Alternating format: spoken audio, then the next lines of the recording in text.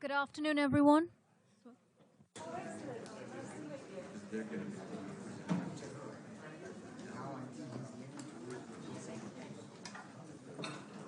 Good afternoon, everyone. I hope we're all settling in. Thank you so much for being here.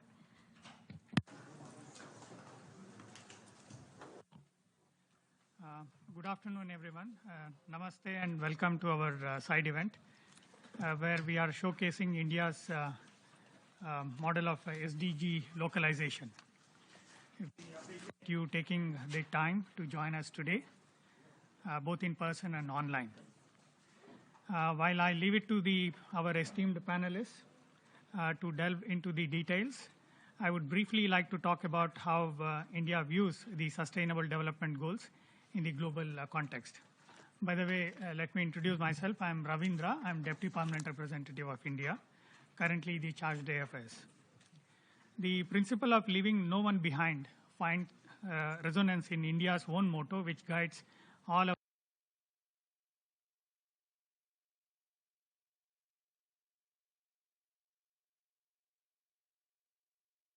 Sabka Prayas. That is our collective efforts, inclusive growth with everyone's trust and everyone's effort. Disruptions around the world have impacted Global South disproportionately, affecting many of our ambitions and goals, including the pathway to Sustainable Development Goals. Given this scenario, it is important for the international community to come together to work on a resilient recovery. The Indian ethos of Vasudhaiva Kutumbakam, the world is one family, should show us the path to build back better.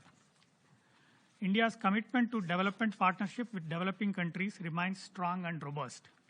We continue to work together in a spirit of South-South cooperation, especially with LDCs, LLDCs, and SETs. We must identify the models which have produced results and addressed big challenges. The path of attaining SDGs is challenging, no doubt, but it becomes less challenging when we undertake that journey together. The Indian model of SDG localization is very relevant in this context. And it is with this intention that we bring to you this side event to discuss our model, learn from partner country experiences, and engage constructively with each other on accelerating progress towards the global goals. Now, without making my remarks any longer, allow me to introduce very briefly our panelists today. His Excellency Mr. Suman Berry, Vice Chairperson of India's Niti Aayog. He holds the cabinet rank as well. Niti Aayog has the crucial mandate of overall coordination and supervision of our country's progress towards achieving the SDGs. Thank you, sir. Also from Niti Aayog, we have Ms. Sanyukta Samaddar, Nodal Officer for Sustainable Development Goals in India. Thank you, Sanyukta. And we also have Usha Rao Monari, Under Secretary General and Associate Administrator of UNDP. Thank you, ma'am. And we also with us Mr. Shombi Sharp, UN Resident Coordinator. Thank you, sir. And Ms. Shoka Noda, Resident Representative, UNDP India. Thank you, madam. As we open today's event, and in keeping with overall theme of this year's HLPF, we would like to show a short video encapsulating India's response to the COVID-19 and how it is building back better from the coronavirus disease while advancing the full implementation of 2030 Agenda for Sustainable Development.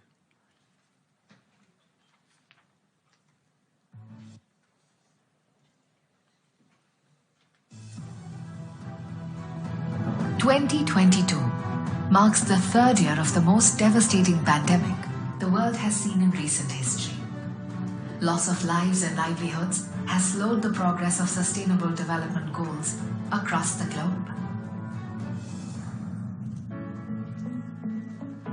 India was affected too, but the country fought back. The private sector, civil society, and communities came together to support the government, making it indeed a whole of the society response. Within 14 months of the COVID pandemic, India was among the first few nations to develop an indigenous vaccine, Covaxin. Today, the country has the world's most extensive free vaccination program, reaching the remotest regions and people living in situations of vulnerability.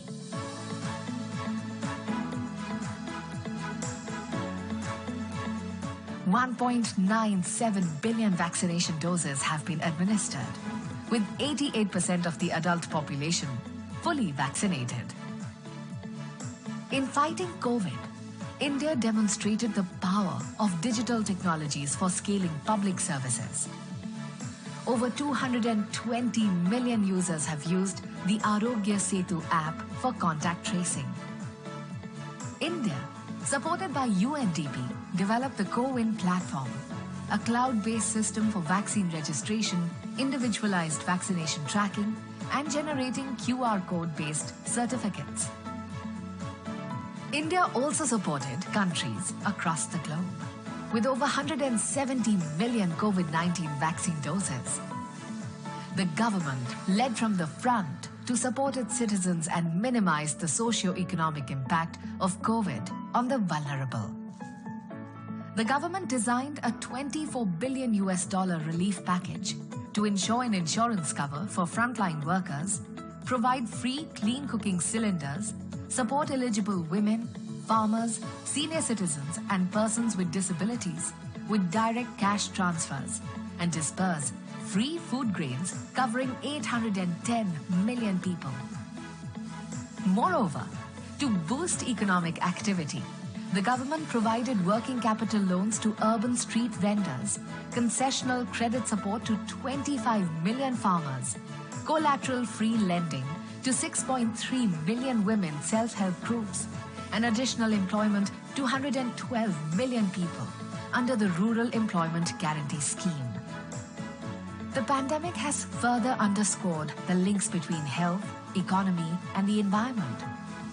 Recognizing this, India is taking steps to raise the living standards of the communities while saving the environment for future generations.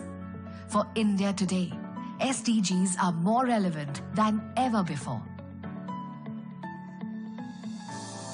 Niti Aayog is closely tracking the progress on SDG localization through various iterations of SDG indices and dashboards. Niti Aayog has also prepared the first subnational multi-dimensional poverty index to track progress at the national, state, and district levels with support from UNDP. These proactive measures by the government ensure that India continues to progress towards achieving sustainable development goals with a greener, more inclusive economy and a resilient society.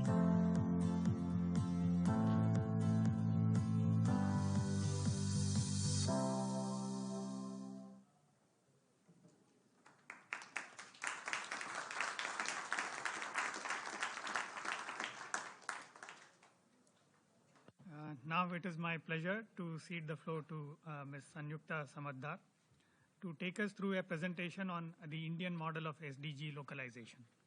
Sanyukta, please. Thank you so much. Excellency Vice Chair Niti Aayog, Associate Administrator UNDP, Ambassador to the PMI, UNRC and UNDP resident representative, distinguished participants, ladies and gentlemen, thank you so much for joining us today on this India event, where we take you on a journey in which we have built our very own Indian model and brand of SDG localization for a country which is home to 1.3 billion population, residing in 36 subnational governments, states and union territories. And believe me, when I take you with me and present before you a testament of success of this Indian model of SDG localization, in fact, the progress which it has brought to the 1.3 billion population across all the sectors of development, whether it's human, it's social, it's economic and infrastructure, and it's the environmental aspects of development. So in India, the National Institution of Transforming India is the nodal agency for the 2030 agenda. It's the institution which anchors the 2030 agenda, by which I mean the basic mandate is to build capacities and build preparedness across the entire length and breadth of the country for integrating the 17 SDGs, the 169 targets, into our entire process of planning, implementation, and monitoring systems. And how have we done this? Largely by creating two platforms. One is a model of competitive federalism, where we encourage all our subnational entities, whether it's the states and even going further to the level of our districts and cities, to compete with each other, which has led to fast-tracking the SDG outcomes and the developmental efforts. And second is also by creating a collaborative platform where they learn from each other, especially the innovations which states carry out in programmatic interventions. These lead to upscaling in the entire country. So this is the twin model we've created. And needless to say, what we've done is going beyond the whole of government approach to creating a whole of society approach with the engagement of civil society, international organizations, the UN agencies, and the think tanks and academia. So now let me put in front of you a blueprint of this Indian model of SDG localization. And very shortly today, by Honorable Vice Chair, we'll be releasing this entire journey documented in the form of this report, and the first edition of which we had released again in 2019 during the HLPF, again in the same building. So this, if you see the Indian model, it's based on these 4 pillars. I'll go into details in a while. Institutional ownership, creating a very robust review and monitoring system, developing capacities, and promoting a whole of society approach. Next.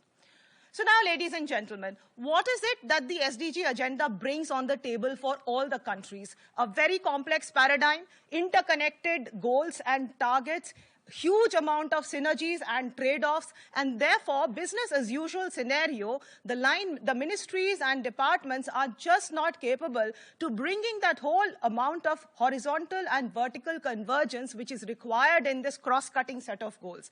And therefore what we have seen is we need dedicated institutions which will own the agenda, which will anchor the agenda, and this we can see in Government of India, it's the Niti Aayog, and in different states again there are different agencies who have created this SDG coordination cells, the project management units, who anchor this entire agenda. Next. The second pillar is definitely what we totally go by our firm belief that what gets measured gets done, and a very robust monitoring system is, what is the purpose of this is largely to trigger action. And for triggering action, again, a monitoring system has to have, again, a very high level and robust review system. And that is what we've tried to create in terms of a reviewing and monitoring system, which is, again, owned and supervised by the topmost policy makers at the level of Government of India, at the level of the states, by the chief ministers themselves. And this kind of push, the ownership by the topmost decision maker, has given that necessary push which has led the states into localizing the SDGs in XYZ forms, which I will again come to it later. So in talking about the monitoring system, what have we done as the national institution? We have created various various tools for measuring the progress of different levels of governments. The first is the SDG India Index, which is for the subnational entities. Then is the district level. So let me just share that India has not only 36 states and union territories. The smallest administrative units in India are the districts. We have more than 700 districts. And then, of course, we have the cities. So we've created these tools, public policy tools, which measure and benchmark the performance of our states, of our districts, of our cities. And ladies and gentlemen, the beauty of this is everything is there in the public domain. It's widely publicized. It's available to every citizen. And that awareness is something which triggers competition across all these units of government into doing well, into accelerating the SDGs. Next. So clearly, developing capacities, as all of us understand, it's inherent and extremely necessary for the SDGs, largely, again, because SDGs has, what has it led to? Shifting the focus from inputs and costs to outcomes, big, broad outcomes, and this is what has led to a change of paradigm in the governance systems across countries. Secondly, ever since the SDGs came in 2015, it led to huge amount of demand on our existing statistical systems, not only at the center, but more so at the level of districts and as granular as we can go, in terms of generating high frequency, good quality, and very authentic data across, let's say, the 234 global indicators. Then every country has its own set of indicators. So in India, we have more than around 300 indicators in the national indicator framework. So these challenges of the outcomes, molding towards the outcomes, and also towards statistical improvement, that requires continuous level of development capacities and capacity building for different levels of government, not only at the center, but again going down to the most granular areas. And lastly, obviously, we do recognize the entire Agenda 2030 recognizes that the governments alone are just not capable of achieving these broad, very ambitious targets set forth for 2030. And definitely the community, the international organizations, the private sector, they have a very, very strong defined role in supplementing the efforts of the government. And what have we done? We've converted, We've converted this theory of whole of society, this paradigm, into praxis when we curated the entire process of voluntary national review for the year 2020, our second VNR in 2020. And this is where the UN in India and Niti Aayog partnered to create one of the largest structured engagement platforms where 13 population groups, as you can see in front of you, were brought in together in over 14 consultations held across the entire country, not merely in the, in the big metropolitan cities, but going down to absolutely the hinterland. And over 1,000 community-based organizations participated, and a lot of knowledge came out, a lot of issues came out, and these are then structured. There is a structured mechanism of following this up. Believe me when I say this entire structured forum where we engaged with all these population groups and civil society organizations, this was one of the core, agencies. This was one of those core platforms we could harness and anchor during the COVID pandemic response. So we were able to create a very unified pandemic response along with this entire civil society and IOs together, which strengthened our own efforts, in fact. So obviously, when I talk about the whole of society approach, I cannot leave behind our engagement with every state government in the country. We have 36 states and union territories. And when we did this, we engaged with the topmost decision makers, chief ministers, chief secretaries. And this is where this gave the much required push to the 2030 agenda. In fact, this engagement, this sensitization brought the entire SDGs on the policy making table of the highest decision maker in every state and union territory. And that accelerated the kind of efforts that have gone into, and all this kind of gets encapsulated into how the states are now the pioneers of SDGs in India and not merely the central government. Next. So private sector, we do recognize that a very important role of private sector, especially because of its hold on capital, on innovation, on the entire value chain. And what have we done to integrate the private sector in terms of SDGs is largely to, create a very enabling environment for sustainability disclosures. It's in front of you. It's called the BRSR, which has now become mandatory for the top 1,000 listed companies, and it's very fast. It's getting incorporated and integrated by all companies or listed companies, in fact, in the country.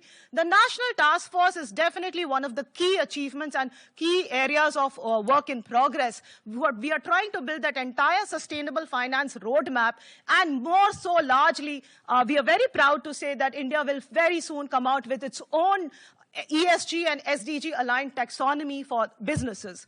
Definitely trying to create that entire map, investor map for India was a challenge, and Undp and we partnered in terms of using the SDG India Index to create these, to understand and identify these investment opportunity areas, these empty white spaces which are aligned to the development needs and require investment. So SDG monitoring, as I had already said, that is the lies at the core of the Agenda 2030, largely because it's only 8 years left to remaining, to achieving the entire set of targets. And what have we done in SDG monitoring as the nodal agencies? Largely creating that entire mainframe framework for which measures the progress of all our subnational entities on each of these 17 goals, and also as an overall as to what has been the performance. And this, ladies and gentlemen, is the SDG India Index and dashboard, which has been curated in partnership with the UNRC ever since 2018. We are 4 editions down the line, and believe me when I tell you that this in India is known as the India's SDG scorecard. Every state, every union territory waits with impatience to see their rankings when these rankings are released. So what I would definitely say that over the last 4 years, this has matured and has become very robust.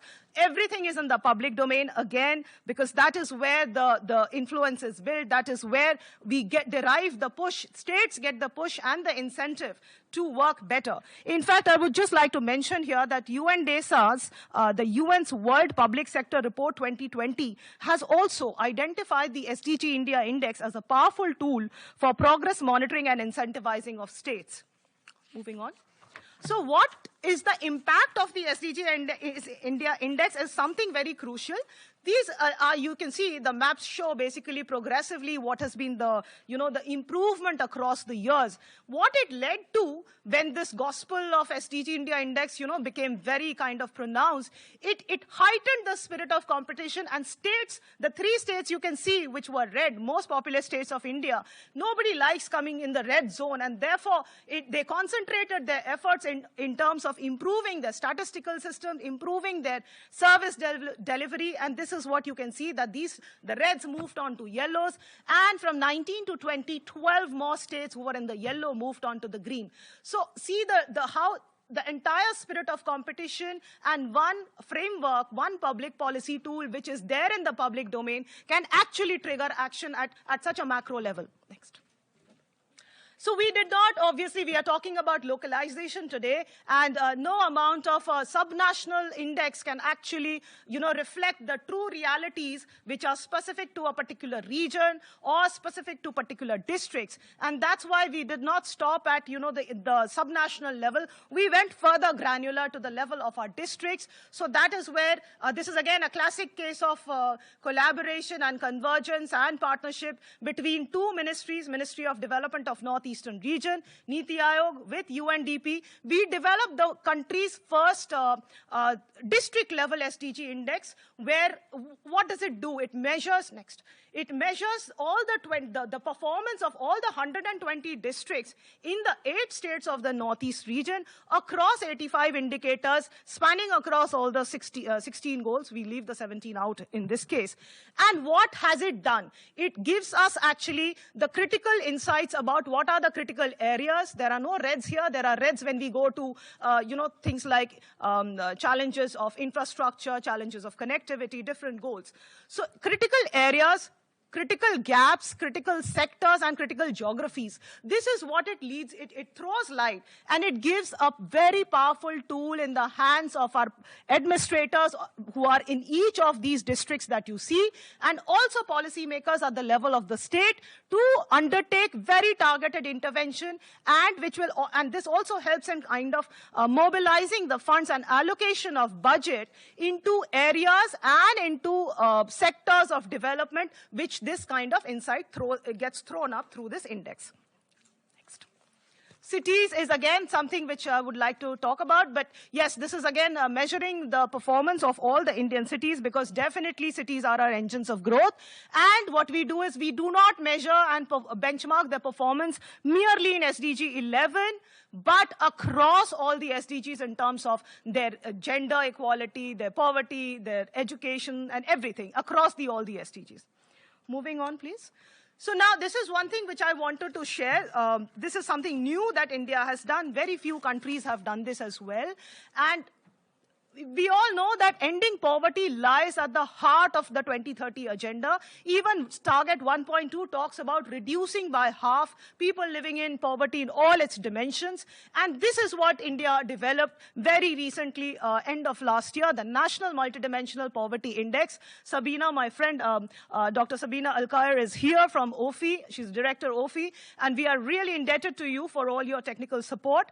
So the National Multidimensional Poverty Index, what it helps us to do is it measures the performance of not only the country, and then going down again to the level of states, but to the level of all our 700 districts in terms of how they are performing in poverty estimation, the factors which are leading to that poverty, and again throws up all the insights which are required for very targeted intervention so that the farthest behind are reached first and no one is left behind. So you can see the huge amount of alignment across all the three dimensions of health, education, and standard of living with all the SDGs. And by far we can tell you that this is one of the most powerful tools which can actually throw a huge amount of insight on the SDGs and how our districts are performing, and also lead to that targeted intervention for improvement.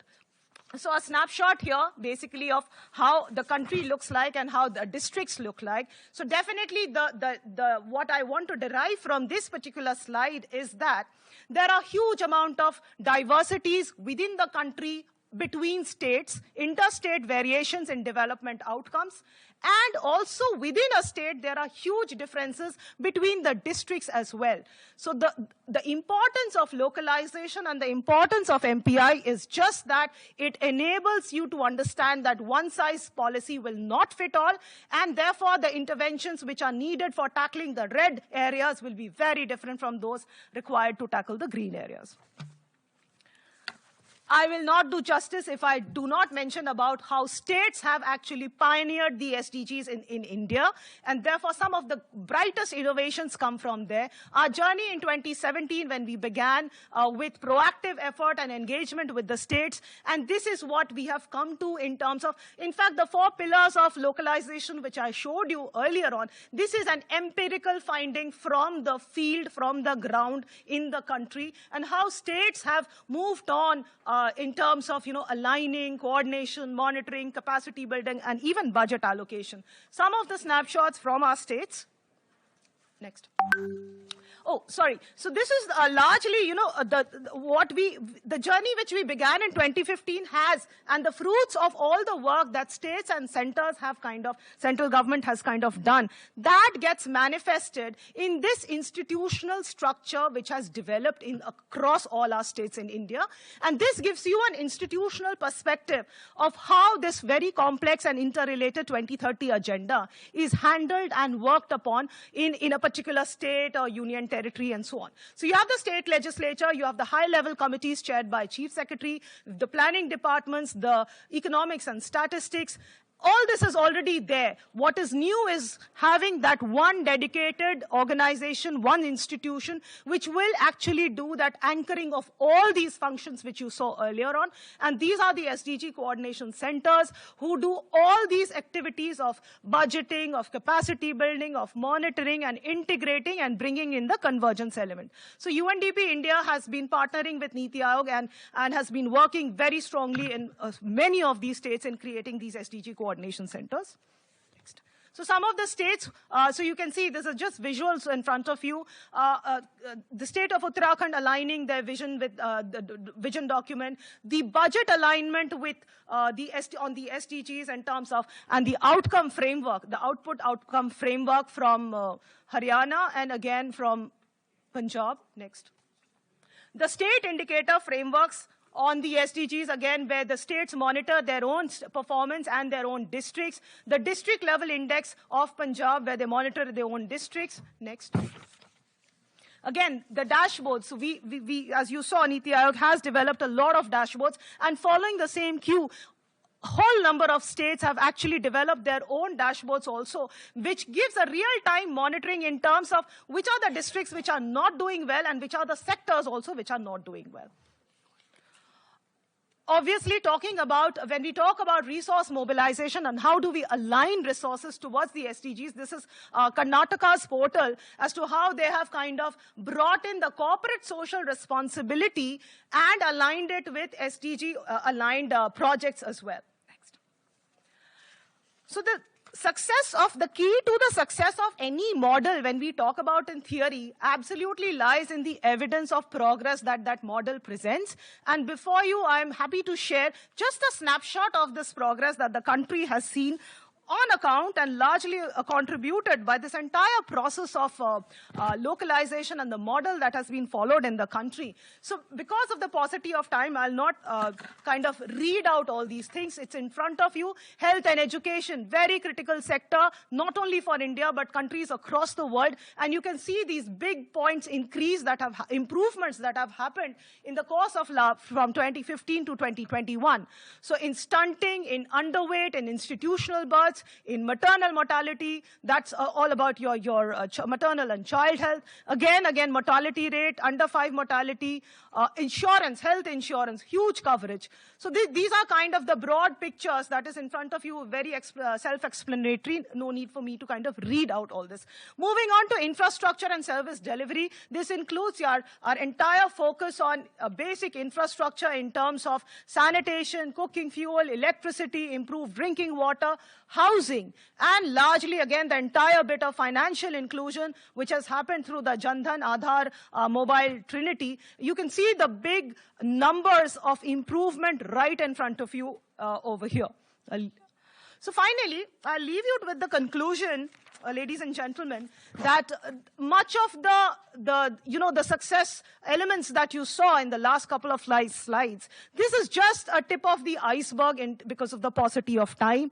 But one can definitely understand is that all this has been achieved largely because of the process and the model of localization of SDGs, which are absolutely aligned with the National Development Agenda. And that model is based on extensive and intensive partnership with governments at every level, whether it's the central level, whether it's the states, it's the district level, and even going down to the level of the panchayats, which are the villages, and with the entire set of international organizations, the UN agencies, very big support from the UN agencies, and the think tanks, the academia, and most importantly, our civil society organizations. And this kind of blueprint is something that we would like to, this can offer a very beautiful lens to all countries, especially this in all countries of the world. And we would be very, very happy and eager to collaborate with the UN platform in terms of sharing our good practices, sharing this entire model with partner countries as well. I leave you with a body of our work, which is all there in the public domain. And finally, the commitment which Honorable Prime Minister had expressed in terms of the country's commitment to the 2030 agenda, which has more so intensified as we try with all our might, with all our partners to build back better in a post-pandemic world. Thank you, ladies and gentlemen, for bearing with us. And definitely, we would definitely encourage a lot of feedback and on all our deliverables, all our work, and we would. That is what this constructive feedback, this honest feedback is something which we thrive on, and that is what keeps us going and improving our work. Thank you so much.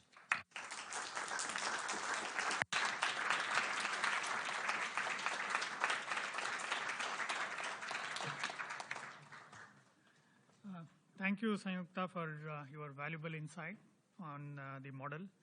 And it is no doubt opens up avenues for exploring how this could be replicated in similar scenarios to develop solutions which can work for countries with challenging scale and demography. I now request Ms. Usha Rao Monari, Under Secretary General and Associate Administrator of UNDP, to brief us on UNDP's role in this aspect. Ma'am. Thank you very much. And if you don't mind, I'll keep my mask on just for sensible reasons. But thank you very much. I'm absolutely delighted to be here. Mr. Suman Berry, Vice Chairperson of Niti Aayog, Ms. Samadar, thank you for your excellent presentation. Honorable representatives from the Government of India, Excellencies, ladies and gentlemen. I'm delighted to join you today at this important side event on the Indian model of SDG localization. You know, in the past 2 years, we witnessed that the COVID-19 pandemic exacerbated poverty and deepened existing inequalities and, in fact, set back progress on SDGs. While the pandemic has created hurdles for achieving the SDGs, it has also brought into sharper focus the interconnections between the economy, social sectors, and environment. But building back better from the pandemic and achieving the SDGs are inextricably linked. We cannot tackle development challenges in isolation, and these goals are a critical roadmap to improving living standards while protecting the environment for future generation. It is the classic people-planet equilibrium that we must keep. As we move towards rebuilding lives and livelihoods after this devastating pandemic, not to mention the other crises around us, it's equally important to focus on green and inclusive growth. Agenda 2030, therefore, remains our collective and universal shared vision and commitment. We must invest in development systematically and at scale, recognizing really that no country can afford to walk away from the SDGs. They are our map for green growth and prosperity for the future. The framework allows us to both address the root causes of development challenges, while also focusing on strengthening the systems and capacities needed to ensure that no one is left behind. We at UNDP are extremely pleased to see India has made a policy choice to put the spotlight on the institutionalization of the SDGs, as Ms. Samadar very eloquently talked about, not to look at sustainable development as a standalone or parallel framework, but really to make them an integral part of the national thinking about development. India has chosen to do this not just at the national level, but as I understand it, at the state and local levels also, making SDGs absolutely critical and crucial in people's lives. Globally, and this is from our perspective as a global organization, India's example in this localization is important, not only because of its size, but also because of the innovations and advances forged on sustainable development. India's experience demonstrates that a successful localization effort needs to be anchored in the principles, as you said, of a whole of government and indeed whole of society approach. Partnerships, robust data systems, and financing availability at the local level. Niti Aayog's efforts to localize the SDGs have made the SDGs the common language that fosters collaboration and cooperation across stakeholders. And your focused efforts over the last 6 years have resulted in tangible and evidenced outcomes that frankly are staggering. Some of the numbers you've shown are huge. 331 million people with improved access to sanitation, for example, is just one that I'm just picking off from your materials here. UNDP is proud of its long-standing partnership with Niti Aayog and welcomes its pioneering work in pushing the boundaries of data-driven decision-making by developing indices to track progress of the SDGs. This includes learning from the development of its national SDG Index and dashboard, and from the pursuit of the goals through programs and schemes at the national, state, and union territory levels, coupled with the actions of the vibrant Indian civil society and other development partners. Equally noteworthy from our experience, in fact, are the experiences and initiatives of the state governments to localize these goals in ways that transform how planning is done at the state level. UNDP has been a partner with the government of India at the national, state, and local levels to move ahead on the SDGs. We are supporting data-driven decision-making, working with partners on the computation of indices that enable progress tracking on SDGs at subnational levels, including, as you mentioned, on multidimensional poverty. Development, ladies and gentlemen, is changing around us. The conventional paradigm that would talk about central government funding and centralized budget allocations is changing.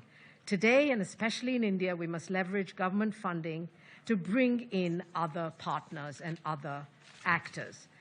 And therefore, it's really important to remember the importance of business and private sector alongside other stakeholders as a partner in India's vision for 2030, and transition from a whole of government, which you're already demonstrating, to a whole of society approach to meet the SDG challenge.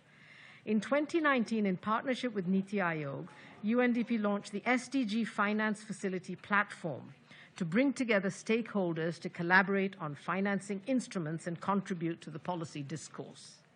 It partnered also with Invest India, the National Investment Promotion Agency, to launch the SDG Investor Map, highlighting 18 investment opportunity areas across 6 sectors that can contribute to SDGs while providing attractive returns.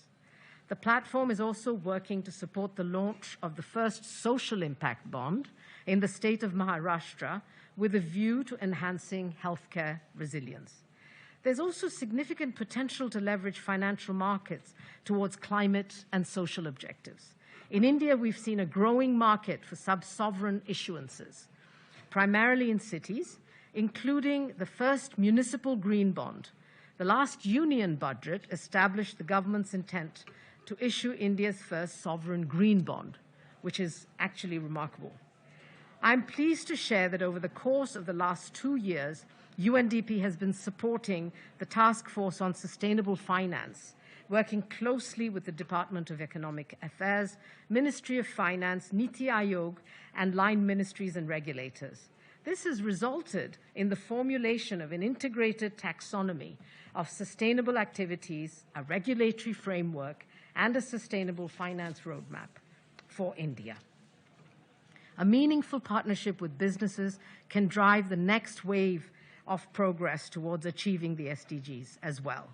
Corporates, together with social entrepreneurs, startups, finance institutions, and investors, must play a role in unlocking the green growth pathways that India has in front of itself. Excellencies, ladies and gentlemen, the profound impact of the pandemic has clarified that the path towards equitable futures will require a wider sense of empathy and solidarity, and a recognition of the interconnectedness of our communities and societies. This indeed is a pivotal moment, and we all need to engage and work collectively with a renewed vigor in support of the Sustainable Development Goals. In a moment of complex and grave global challenges, I'm sorry to say, that at times may feel insurmountable, UNDP remains committed to working closely with the government, UN team, and other partners. We aim to expand learning from these partnerships to inspire efforts to do development in ways that transform global commitments into green, inclusive, and equitable actions within India and, of course, and always around the world, using India as an example.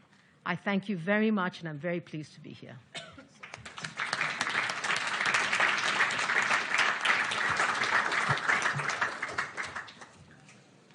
Many thanks, ma'am, for your remarks and for UNDP's valuable partnership. Next, we have a video message from Deputy Secretary General, Her Excellency Ms. Amina Mohammed, who could not join us today in person.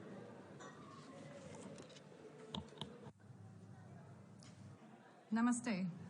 Our world today is in turmoil, facing multiple and overlapping crises from which no country, no community is immune.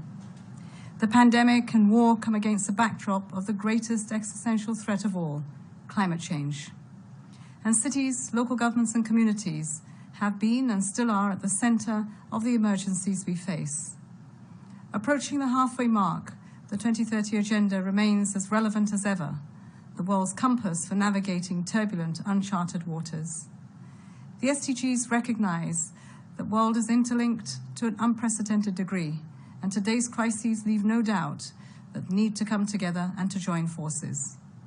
The level to which this message of interconnectedness has been embraced in India, from the center and the states down to the district and individual household level, is truly impressive. I commend the Government of India and NITI Aayog for the remarkable degree to which the SDGs have been localized. Indicators and targets embedded into planning, budgeting and monitoring frameworks at all levels of government. The achievement of the SDGs will require multiple level governance systems and policies that consider local realities and the role of local actors. That is why the United Nations is further strengthening its support to local action and local leadership through the Local 2030 Coalition, the UN-wide initiative on localizing the SDGs within the Decade of Action. The coalition provides the opportunity to bring lessons for the world of the Indian model that we are sharing here today. We across the UN system are proud, committed partners with India along this journey to help chart the course, because as India leads and achieves towards sustainable development, inclusive green recovery, the region and the world will as well.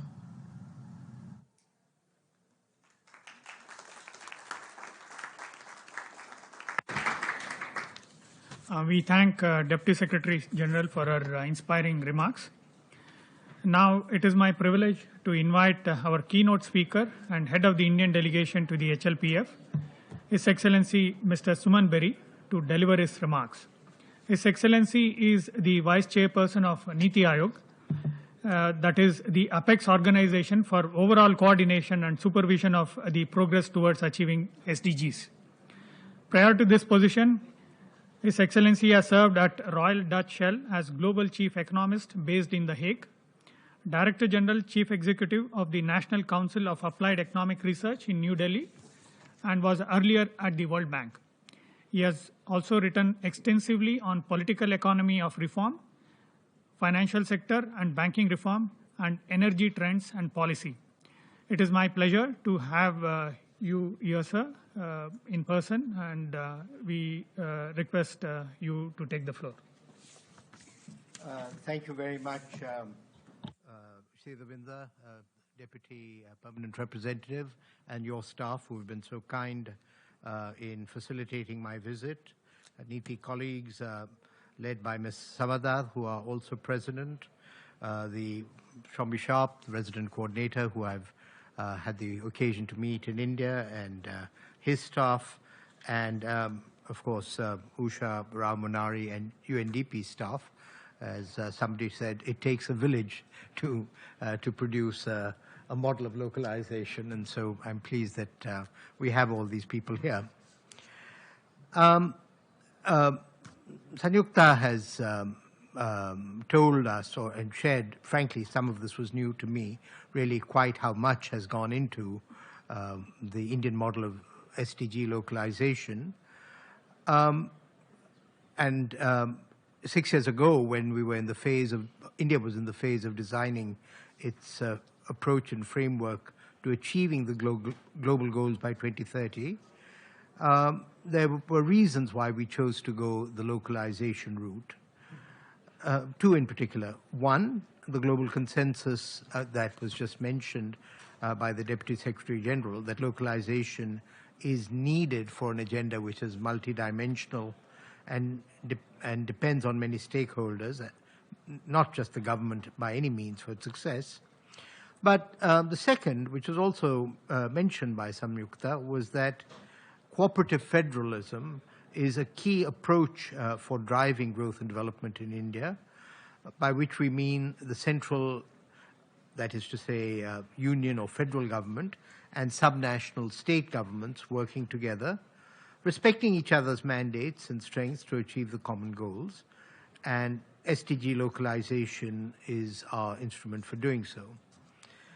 Sanyukta had also mentioned that Niti Aayog has the mandate of overall coordination and supervision, and she indicated how we have developed monitoring tools at the national, state, district, and city levels, as well as engaging with the private sector and civil society. More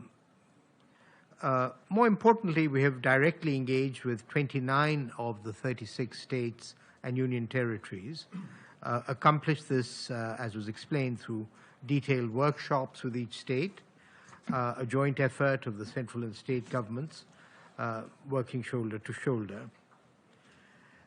Through our monitoring tools, we strive to trigger competition at the subnational level. The SDG India Index and dashboard has created intense competition amongst the states. States that do well in the third, fourth, fifth position strive to reach the first position. Other states focus on doing better than their neighbors. And the spirit of competition has been prompting the states to do better, and you've seen that this has resulted in superior outcomes.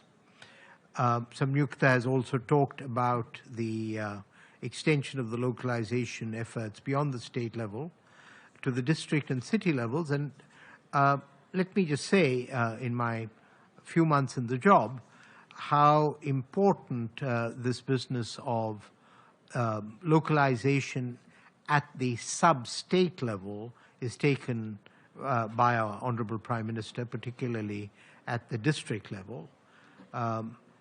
And finally, you've been exposed to India's, I would say, astonishing embrace of the multidimensional poverty index for 700 plus districts. The report, which we will be releasing in a minute, summarizes the learnings and experiences from this journey. And to repeat the four pillars,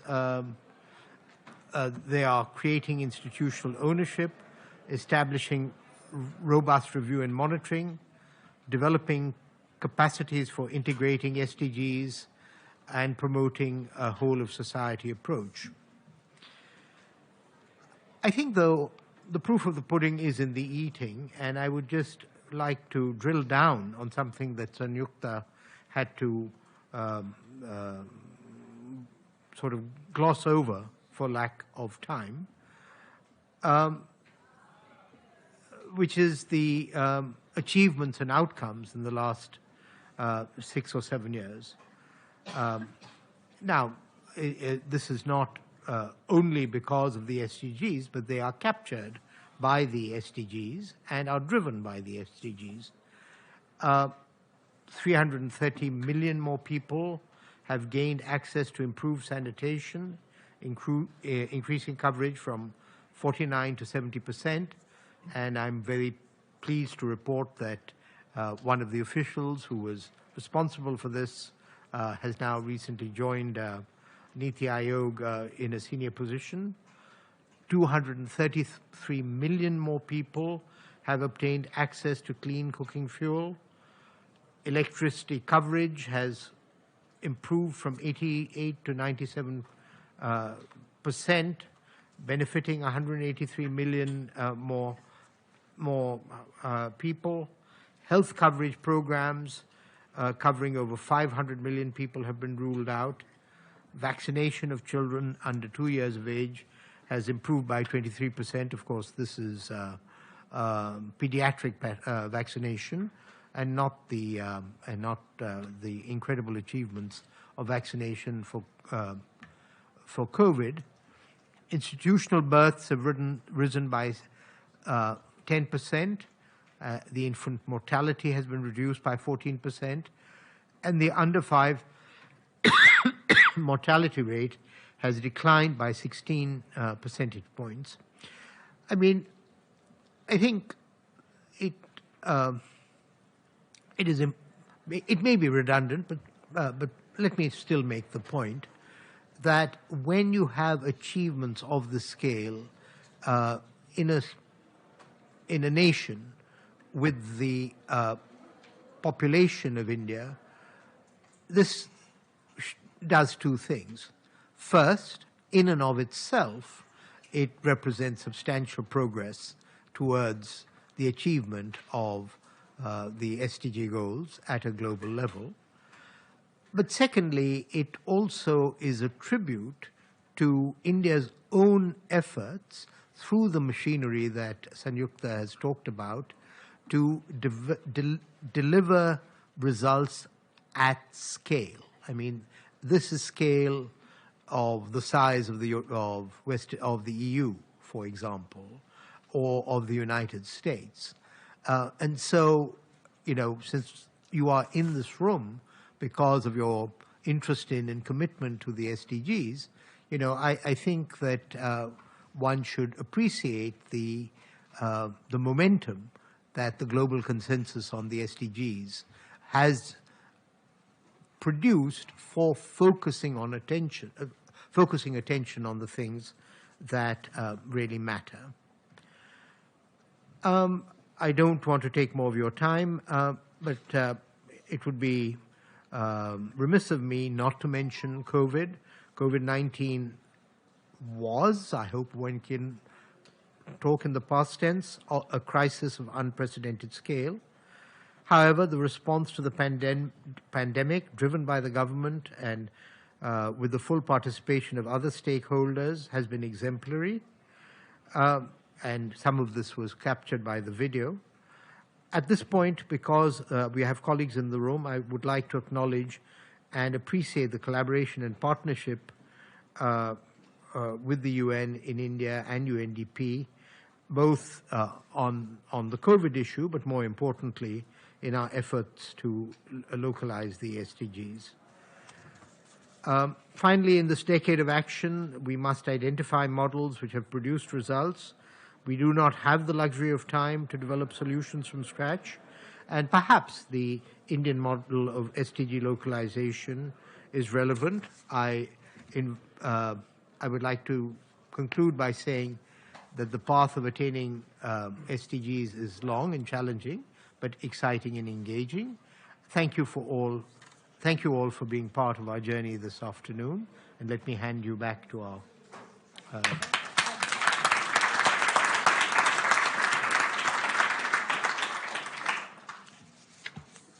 Thank you, sir, for the keynote address and summarizing India's SDG experience for all of us. We remain grateful to you, sir. It is now my honor to request Vice Chairperson, His Excellency Suman Berry, to launch the report on SDG localization at the UN.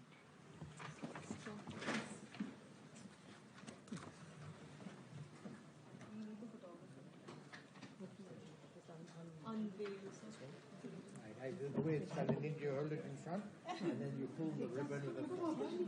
Yeah. You totally have your, yeah. Okay. Okay, ready. Oh, it's like a Christmas cracker. Oh. 1, 2, 3. And now you take those in.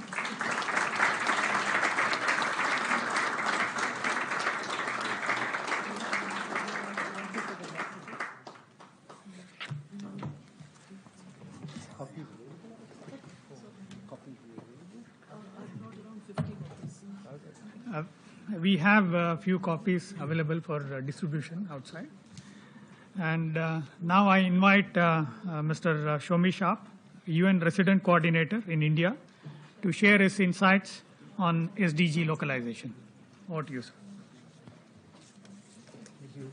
Thank you so much, Excellency Vice Chair Berry, Ambassador Ravindra, USG Rao Manari, dear colleagues Sanyukta, Shoko, from our collaborative team. It's a great honor to be here on behalf of the UN country team, the UN Development System in India, to join in this important knowledge event sharing the Indian model of SDG localization. I think that it's no overstatement to say that in the 8 years that we have left, we're approaching the midway mark for Agenda 2030, that to achieve the global goals, India will be the game changer, where sustainable and inclusive development, as we've seen today, is not only is not a standalone project, but a truly national mission. And I think that when we estimate many of the targets, the global targets, upwards of half of those global targets reside in India, then it's really not an overstatement to say that India will, to a large degree, determine the world's success. And I think we see this as a result of dynamic, important government leadership, increasingly in the space of digital public goods. We've seen the world's largest vaccine drive in terms of the COVID-19 response. India is home to the world's largest youth generation, home to many, many dynamic businesses, increasingly, again, in the digital sphere, in renewable energy sphere, electric vehicles, electric mobility, and, of course, dynamic civil society as well. So just wanted to reiterate how high the stakes are and how important the role of India is at the global level. And echoing the words of the Deputy Secretary General, I wish to commend the government of India, Niti Aayog, for this truly impressive degree of SDG localization. I mean, indicators, targets embedded in planning at the core central, and budgeting, central levels down to the state level, gram panchayats, districts, even the household level. Really, really impressive. And I can truly say in my first months in the country that I have never seen a country embrace the SDGs to the degree that India has. And judging by the color of my hair, you can probably imagine I've seen many countries. So I speak from experience and from the heart. I think that, in my initial months, I've had the opportunity the privilege to travel around the country. And everywhere that I've gone, Madhya Pradesh, Gujarat, Rajasthan, Maharashtra, Kerala, I'm just beginning to discover this incredibly diverse, incredible country. But everywhere I've gone, I've seen, and oftentimes together with the Niti Aayog colleagues, the power that this localization brings, the power that this data is bringing to driving policy. And you see the Vice Chair spoke about the Cooperative Federalism. I mean, this really, truly is the case, that states and districts are looking at each other. Where are they performing? Where are they not performing? And how can they learn as well from each other to do better? So, and I'm very pleased that the Resident Coordinator Office, on behalf of the United Nations system, has the opportunity to be a foundational partner with government, beginning, in the lead up to the SDGs with Niti Aayog in developing the SDG vision documents at the state level, the inclusive VNR, developing the SDG Index, even supporting the MPI efforts as well. So I think that this really comes as part of the UN system offer, in which we are increasingly delivering more together, achieving synergies where the total is more than the sum of the parts. Whereas SDGs take a village, they take a whole of society approach, the support and the partnership from the United Nations is a whole of system approach as well. Certainly far beyond any one entity or any one agency. We have 26 entities, agencies, funds, and programs on the ground in India, working across the country in the various state levels. So just to conclude, I wanted to say that the results have been truly impressive, and the data has helped to highlight those results, as have been shared already, also to clarify where challenges remain, and to drive the planning forward, how India will achieve very ambitious goals that it has set out. And just to reiterate that we in the UN system recommit ourselves to be a trusted and deep partner with India along this path, and to say that not only are we so keen and privileged to partner in the SDG localization story, and we are launching our new UN Sustainable Development Cooperation Framework for the next 5 years towards the end of this year, 2023 through 27, designed together with Niti Aayog, but really bringing in the whole of government, all the ministries, civil society, all of the agencies, business and such. And one of the areas that we've identified is that our role in India is clearly a two-way partnership. It's not just about bringing international best practice to India, but codifying and recognizing the increasing amount of Indian best practice and bringing that to the world. And I think that's very much the spirit of what we are doing here today in sharing the Indian model. Thank you.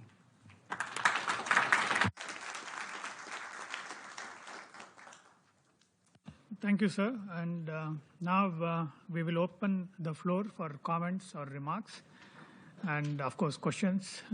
Please identify yourselves. Yeah. Yes, sir. Please.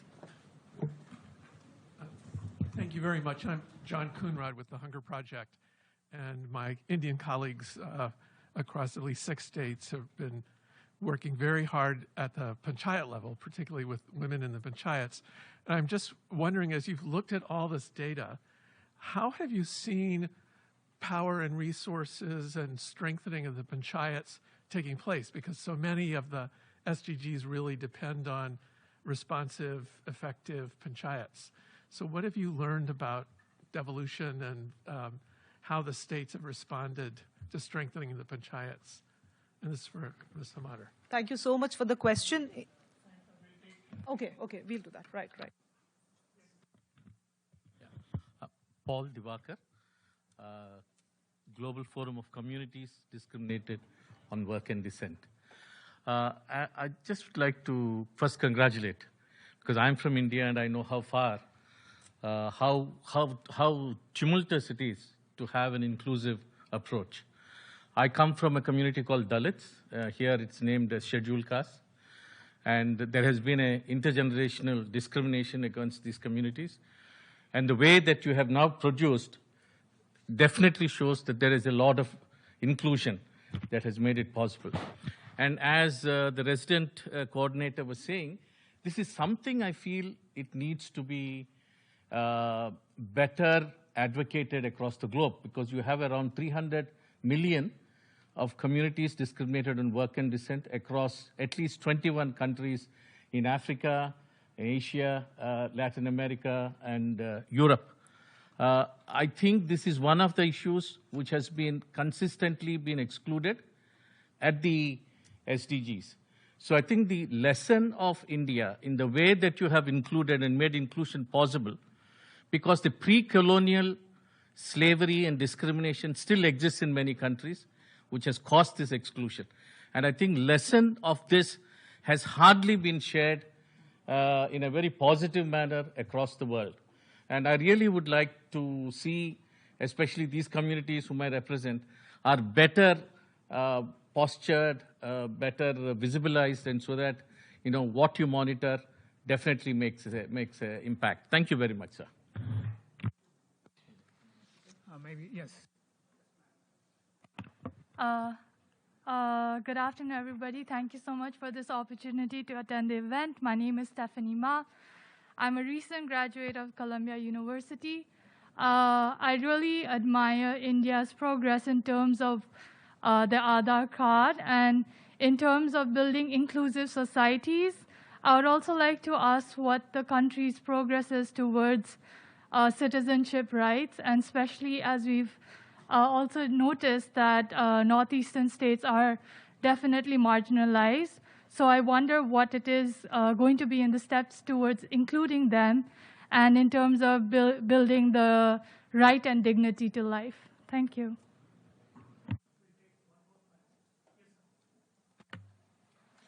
Thank you very much, Excellency. Good afternoon from the Mission of Mexico. And first, congratulations to India for a truly innovative model that is showing results, and in a country of that magnitude and of that diversity, it's certainly something that we take note of. with interest. We too have learned that the 2030 Agenda truly is implemented at the local level, and the whole of society ownership is a very important component. I would be very interested to learn precisely how it is that the national government promotes this healthy competition that you discussed between the regions, and whether the indicators that are used for the dashboard are the same for the whole country, or whether they are adapted based on the specific needs and characteristics of those particular regions. Again, congratulations and thank you. Yes, let me just give, even though with respect to SDG localization, I'm the new kid on the block, but let me just provide some broad responses and then hand over to Sanyukta. I mean, I think the couple of broad points that arise, common points that arise across the questions, both on the issue of excluded communities and to some extent the issue of the Northeast. I think the long-term lesson is that political empowerment is what makes for attention and visibility. That has certainly been the case for Dalits in India. And I know your question was specifically about the consultation mechanism that had resulted in them being consulted. And I'll ask Sanyukta to speak to that. Not everybody here would know, perhaps, that one of the candidates for India's role of president is now a lady from a tribal area. So I think that, you know, what is very real in India is that political competition is what ultimately forces things onto the agenda. And I would also say that about the Northeast. I mean, you may believe that the Northeast has been neglected, but my sense is that the Northeast is very central now to the political strategies of the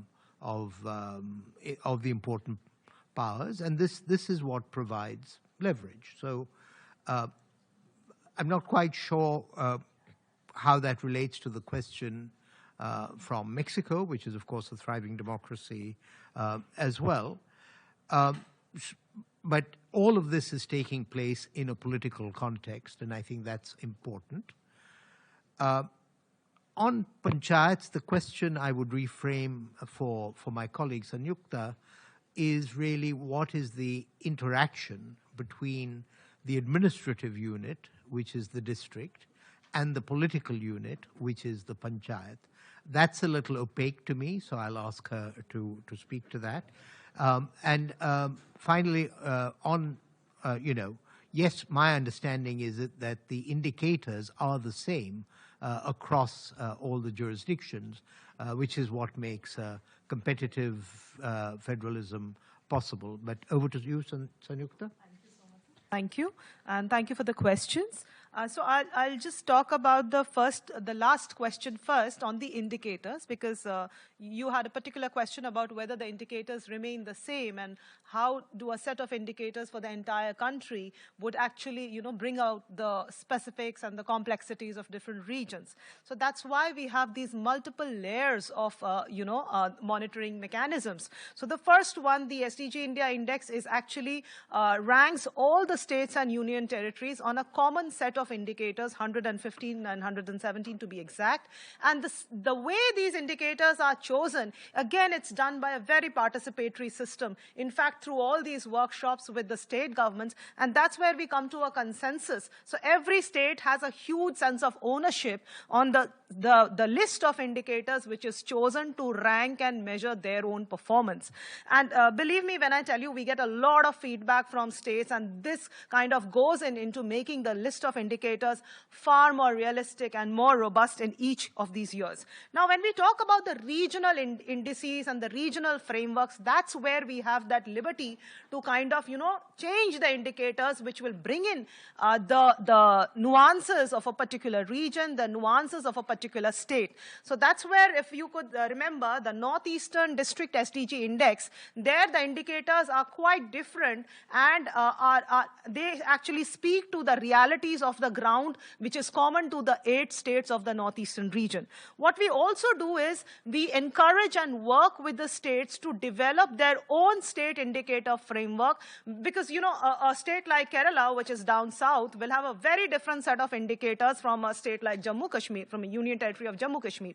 So therefore, the states are encouraged, and we work very closely to develop their own set of indicators which actually reflect their own realities. So that's the thing about I hope I've answered your question. So going back to your question on the panchayats and what are we doing about SDG alignment in panchayats, and how is it kind of, speaking to fund allocation in the panchayats. So I did not mention it in my presentation, but now we have started very aggressively on creating a local indicator framework. So we have the national, you have the state, you have the district indicator framework. We've gone further down to the level of our 70,000 gram panchayats, which is the smallest, basically, the village, which is a political body again. So there we are now framing up the local indicator framework, which address all the critical elements and of the outcomes and the targets of the SDGs. And that is where that is now aligned to something which we have at the panchayat level, which is called the Gram Panchayat Development Plan, the GPDPs. So GPDPs are, again, this is by act, by a legislative act, the GPDPs have been made mandatory, and every Gram Panchayat has to develop its plan based on which the fund allocation will come from the Finance Commission. And the GPDP elements are perfectly aligned to this local indicator framework of the SDGs. So it's a complex thing, and now the monitoring has started. Now the process of sensitization, capacity building has started. But this is more like, how we do it. And so you've already addressed the question, and in fact, the very important issue which my friend Paul had raised about it. And what I just wanted to add here is that entire process which was created with the UNRC and Niti Aayog during the VNR curation, I think that structured engagement platform with not only the scheduled castes and scheduled tribes, but actually the entire 13 set of population groups, that is something we are working on to make it a more which has a more structured platform in terms of continuous follow-up and review as to what happened, what were the recommendations, and the entire set of recommendations, how can they be translated into actions.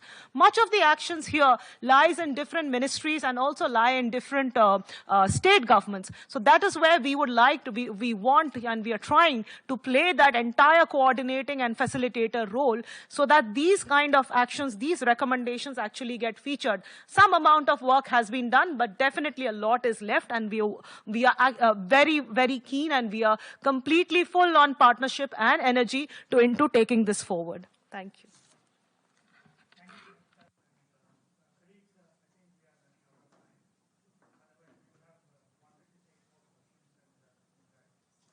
Panelists would be available outside after this meeting as well, if you have any points to discuss with them. And now I hand over the floor to Ms. Shoka Noda, the resident representative, UNDP India, to give the closing remarks. Madam. Thank you very much. Your Excellency, Mr. Suman Berry, Vice Chair of Niti Aayog, Ambassador Vendra, and of course Sanukta, and Ms. Usha Rao Monari, UN Under Secretary General and Associate Administrator of UNDP, and Shombi, UNRC in India, Excellencies and UN colleagues. It is my privilege to be here with you for the Government of India side event at the high-level political forum, and I take this opportunity to express our deep appreciation to the Vice Chairperson for leading the Government of India's delegation for this event, and also my warm congratulations to the Niti Aayog team here, as well as representatives of the permanent mission of India to the UN for organizing this event very, very successfully. This is not the first time that I see the presentation on the India model of SDG localization. Yet, each time I am impressed. I'm very impressed with the vision and the preciseness of this whole architecture of the SDG localization in India. And this also makes us in UNDP, us in UN, and also me personally, very humbly proud to be associated with this endeavor. I myself witnessed how the SDG localization is working at the state level. When I was in Nagaland, one of the Northeast states, and met the chief minister, when I met the chief secretary, they do ask me how their state can accelerate SDG progress, how they can improve the ranking, how they can learn from other states, and how they can partner with us. So SDG localization model with 3 C's, cooperation, competition, and convergence are working very well on the ground. And I would also like to add the 4th C, which is commitment.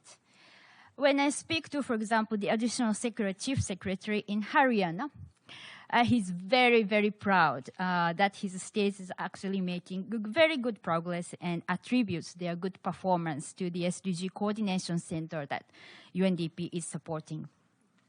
Through today's event, we saw how the government has been leading its efforts to overcome the impact of the pandemic and put India back on the development path to achieve the SDGs. And the state governments are playing a critical role in delivering solutions on the ground in partnership with development partners, including the United Nations. SDG remains our clearest path forward and are central to everything we do. The coming 7 years are critical. We do need to work collectively to accelerate the pace of the SDGs. This will require us to address interrelated risks between economic, social, environmental pillars. And we also need to strengthen international cooperation and South-South cooperation for cross-learning to fasten the pace of progress. I always say that if India succeeds in achieving the SDGs, the world will. And with the vision that we heard today, the commitment that we saw today, and the expertise, I strongly believe that India will succeed. Therefore, the world will also succeed. Behind its success is this SDG localization architecture. It's really the backbone of India's success. And it really, the credit goes to Niti Aayog, the leadership, and also the whole team. That SDG localization in India has such strong foundation. And the world has so much to learn from India. So please continue to count on UNDP's support, UN system support for our full support in India and also beyond India. Thank you very much, and once again, congratulations.